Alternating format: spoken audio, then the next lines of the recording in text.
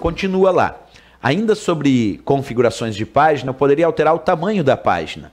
Eu estou com o tamanho A4 e quero agora tamanho ofício. Pronto, já aumentou o tamanho da página.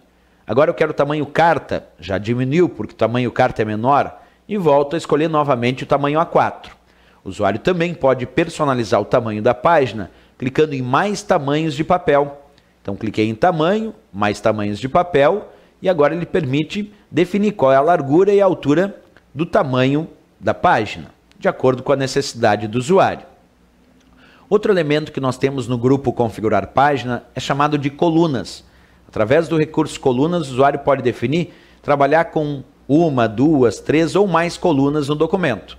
Eu vou escolher trabalhar com 2 colunas e percebe que agora eu estou digitando meu texto em 2 colunas.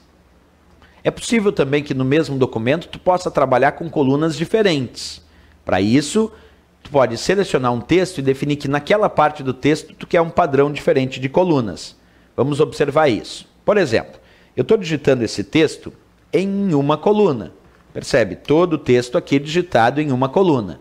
Se eu selecionar uma parte desse texto e escolher colunas e agora definir 2, percebe que então ele inseriu para essa parte do texto selecionado 2 colunas.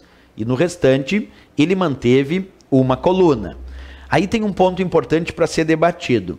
Quando o usuário seleciona um texto, como no meu caso, e deixa uma parte com uma coluna, outra parte com 2 colunas e depois volta a constar uma coluna, o que o Word fez nesse caso? Para permitir diferentes configurações de página ou diferentes formatações de coluna, como a gente fez nessa página, o Word teve que inserir automaticamente quebras de seção. Isso ele fez automaticamente, porque ele só consegue fazer configurações de páginas diferentes no mesmo documento se ele realizar isso em diferentes seções. E muitas vezes o usuário não cria novas seções para o documento. Então o próprio Word, nesse caso, tem que criar novas seções. Foi o meu caso. Automaticamente o Word, para permitir formatar o documento, uma parte com uma coluna, outra parte com 2 colunas e outra parte de volta com uma coluna, ele mesmo teve que criar diferentes seções para esse documento.